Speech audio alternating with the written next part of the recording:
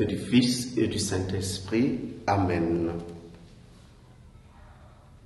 De l'Évangile de Jésus-Christ selon Saint Jean, au chapitre 17, au verset 11 à 19. En ce temps-là, les yeux levés au ciel, Jésus priait ainsi.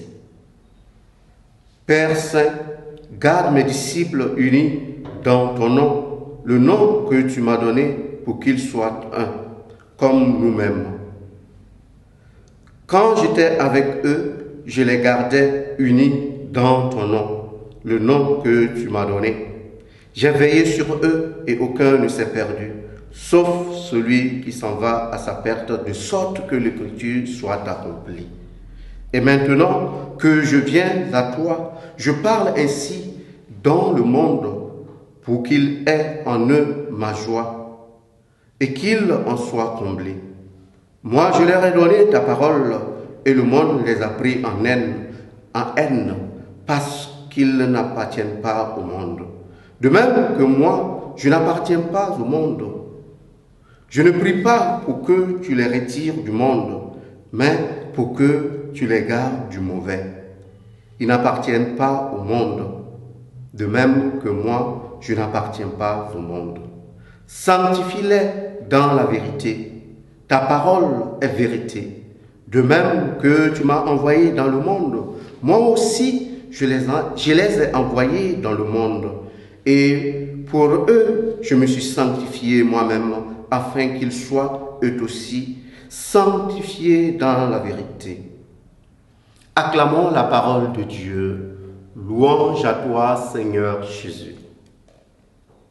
Bien-aimés dans le Seigneur, nous sommes toujours dans le cadre de cette prière sacerdotale du Christ.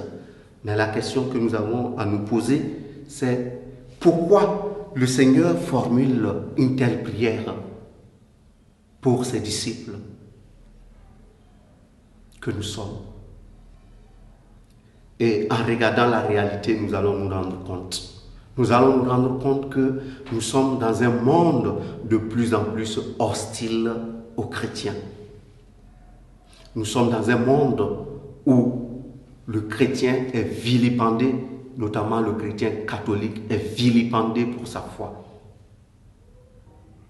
Et le Seigneur, justement, conscient de cette réalité, prie pour nous afin que nous ne puissions pas faillir dans notre foi. Mais comment faire pour ne pas faillir dans cette foi?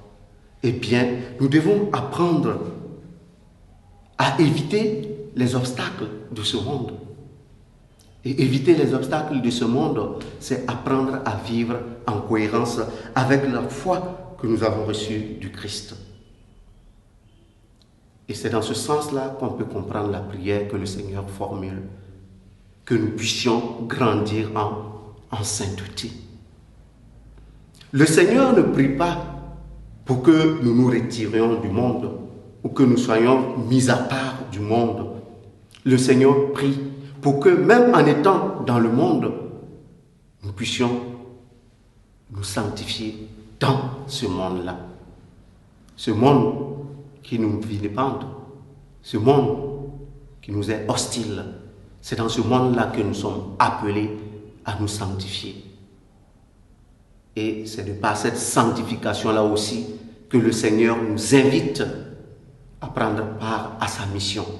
Cette mission qui consiste justement à révéler le Père à l'humanité. Au cours de cette journée, nous allons demander au Seigneur qu'il nous accorde la grâce de la foi, cette foi qui nous aide à grandir dans notre attachement au Christ, mais surtout, cette foi qui nous aide à vivre en cohérence avec la parole de Dieu. Loué soit Jésus-Christ.